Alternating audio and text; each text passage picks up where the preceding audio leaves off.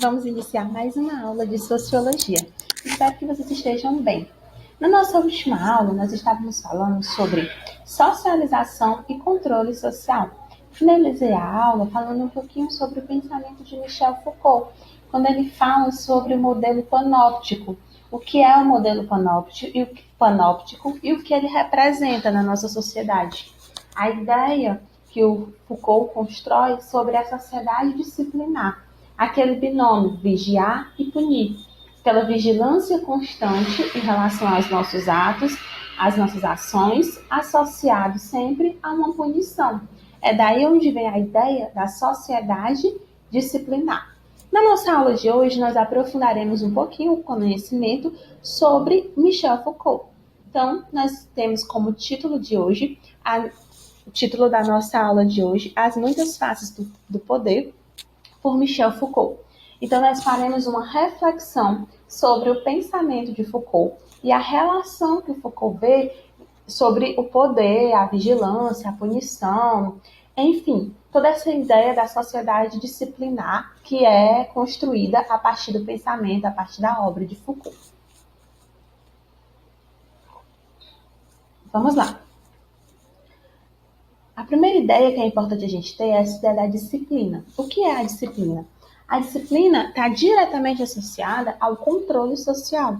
Quando a gente fala como vocês devem se comportar, como vocês devem agir, lá na escola nós estamos impondo uma disciplina. A disciplina não é a matéria, né? Somente. Muitas vezes a gente associa disciplina a sociologia, física, matemática, né? São disciplinas também, né? São disciplinas acadêmicas, né? E aqui, quando a gente fala de disciplina, a gente está falando de ordem, tá? De controle social. E esse controle social, ele é imposto por meio de quê? Por meio das instituições. As instituições são responsáveis por garantir que esse controle social aconteça, por fazer com que esse controle social aconteça. Esse controle, ele está associado ao poder. Como assim, Camila? Quem tem o poder de nos controlar? Primeiramente, a nossa família. Primeira instituição social, que nós já vimos nas aulas anteriores o que significa instituição social, né? A primeira instituição social que tem esse controle sobre nós, que tem esse poder de controle. Por isso que eu associei aí, coloquei o binômio controle e poder, porque eles estão associados, principalmente dentro da lógica Foucaultiana, dentro da lógica da obra de Michel Foucault. O Foucault também vai fazer uma outra relação, que é a relação curar e adestrar. Entre essas instituições que têm o poder do controle, o Foucault vai destacar muito as instituições médicas. Naquele momento era muito comum as clínicas psiquiátricas, as clínicas de reabilitação, que nem funcionavam tanto como uma reabilitação, porque raramente naquele momento, as pessoas seriam reinseridas na sociedade. Era mais nos espaços que eram colocados as pessoas que eram tidas como desviantes dentro desse padrão de normalidade que era imposto à sociedade. Já já a gente vai falar um pouco mais sobre isso. E a obra de Foucault, um dos seus livros mais conhecidos, tem como título Vigiar e Punir, que é justamente associando essa ideia da vigilância, do controle à punição. Por que a vigilância ela é tão eficiente? Porque ela é associada a uma punição. E a pessoa ela tem receio do que ela possa estar fazendo, porque ela sabe que aquilo pode acabar gerando uma punição. Então, por isso, essa associação entre a vigilância e a punição. E se a gente prestar atenção, está muito presente na nossa vida em sociedade até hoje. Por mais que a gente não tenha mais aquela estrutura do panóptico, como foi descrita, que eu descrevi para vocês na aula passada, aquela estrutura, aquela torre de vigilância no meio, com as celas ao redor, por mais que isso tenha, de certo modo, desaparecido da nossa sociedade nesse modelo, mas a ideia da vigilância e da punição, ela permanece. Basta que a gente pense o que representa, por exemplo, as câmeras nos ambientes. O que é aquela câmera? Para que serve aquela câmera? Ah, profissional, uma câmera de segurança. Serve para nos dar segurança. Ok. Mas ela também serve para vigiar se nós estamos cumprindo as regras de um determinado ambiente. Se nós estamos tendo um comportamento ok, né, um comportamento dentro do que prevê as regras, ou se nós estamos tendo algum comportamento desviante. Então, aquelas câmeras funcionam com isso. Uma vigilância que pode decorrer posteriormente em uma punição, que pode gerar uma punição. O Foucault vai destacar que a Revolução Industrial e a Revolução Francesa, elas trouxeram diversas mudanças na nossa vida. Mudaram a sociedade de diversas maneiras, inclusive muitos hábitos e valores dentro da nossa sociedade sofreram alterações. E aí é o que o Foucault vai denominar como sociedades disciplinares. A nossa sociedade é uma sociedade disciplinar. Como assim? É uma sociedade que disciplina.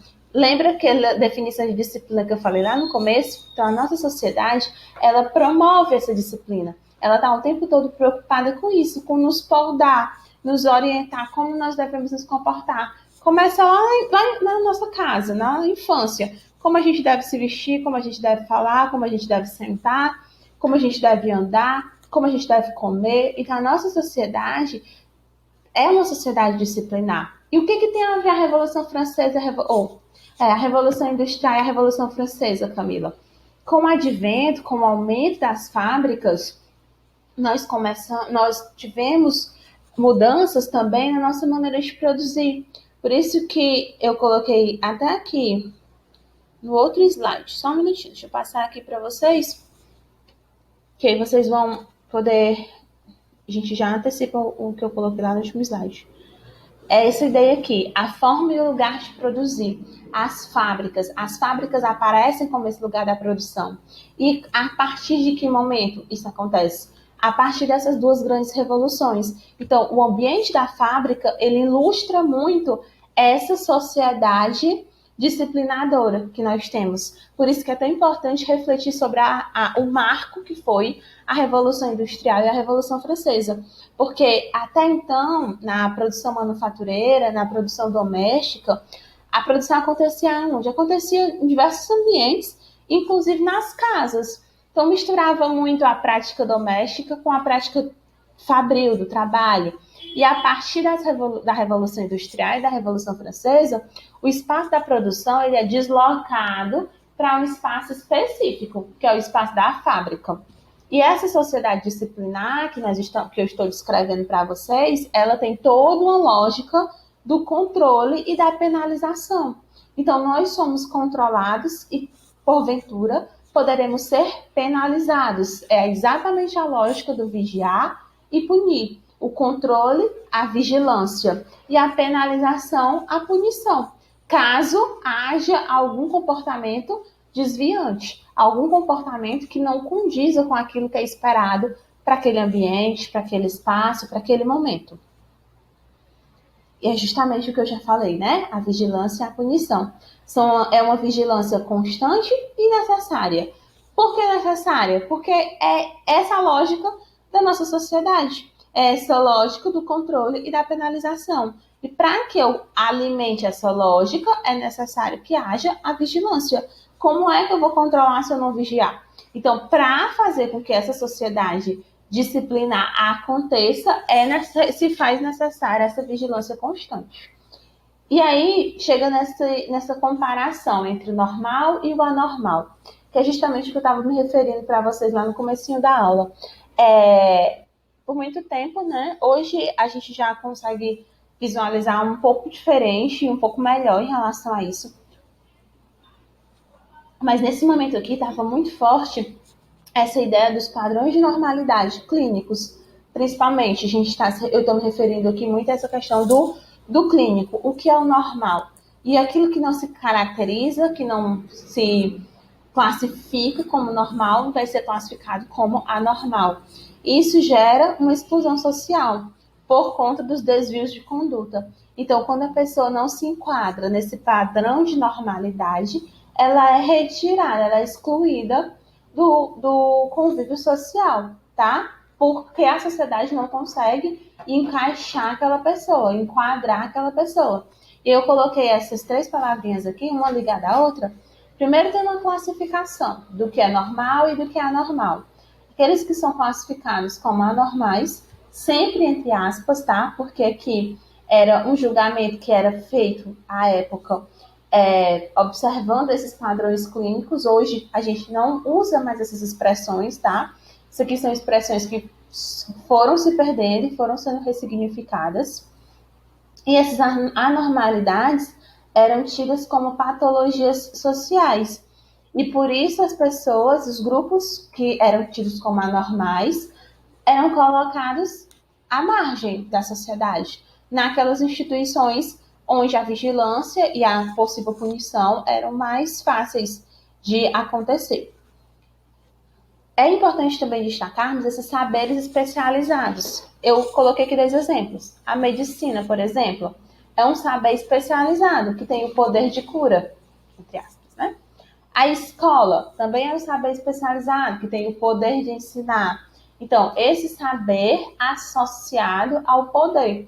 Então, o saber e o poder andando aí de mãos juntas, de mãos dadas, né? E esse saber e esse poder gerando essa vigilância e essa punição. Sempre reforçando essa ideia de que a sociedade a qual o Foucault se refere é uma sociedade disciplinadora. É uma sociedade onde existe muito forte essa questão da disciplina, da vigilância. Já falei um pouquinho sobre essa ideia da fábrica como sendo o lugar da vigilância, né, e consequente punição. E um conceito do Foucault que é importante a gente destacar é o conceito do biopoder. E aí, o que é esse biopoder? Se a gente pegar ao pé da letra, bio, vida, poder, né? Poder mesmo, dominação. O Foucault ele não vai associar o poder somente às relações econômicas. O poder não se reduz somente às relações econômicas. Claro que quem tem dinheiro, né, tem poder, tem muito poder. Mas não é exclusivo. Tipo, não só quem tem dinheiro tem poder.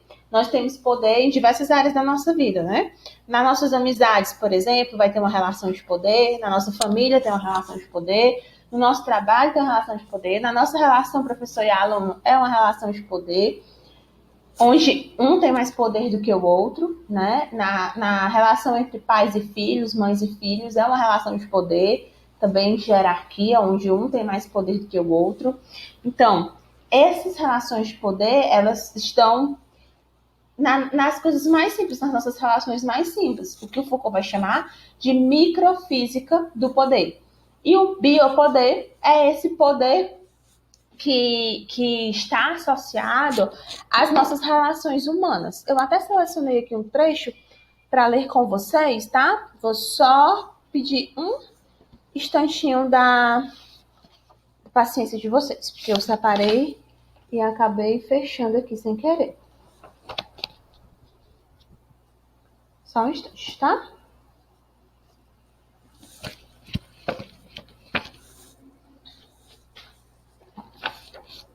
A definição de biopoder, que eu separei aqui para ler com vocês. Ó.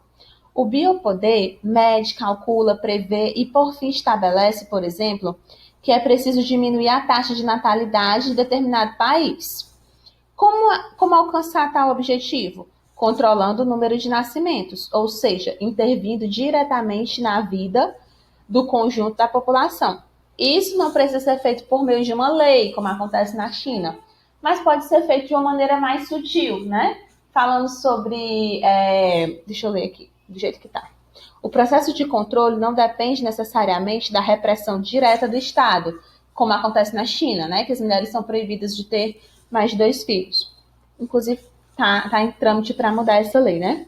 Muitas outras instâncias de poder podem ser mobilizadas, como as instituições de educação e de saúde, ou os meios de comunicação de massa. Essas instâncias passam a produzir discursos sobre a vantagem da maternidade, desvantagem da maternidade precoce ou as dificuldades enfrentadas por famílias muito numerosas. E o fato é que nós, como população, somos afetados por essas ideias e projetamos esses discursos como verdades absolutas e não como convenções históricas essencialmente estabelecidas.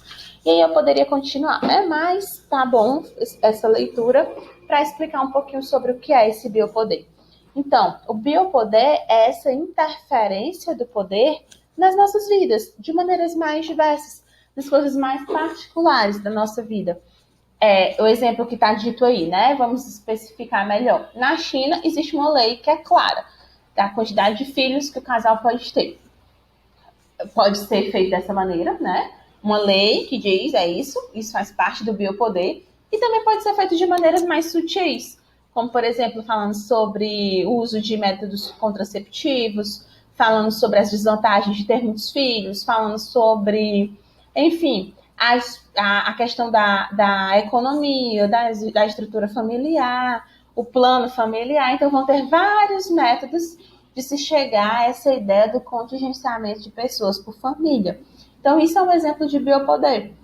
O que nós estamos vivendo agora, né, em relação ao uso de máscara, por exemplo, está relacionado a esse biopoder, porque são leis, são decretos que são necessários para garantir a nossa vida. Então, é necessário usar a máscara, porque é comprovado cientificamente que ela é uma das maneiras de diminuir, né, a contaminação.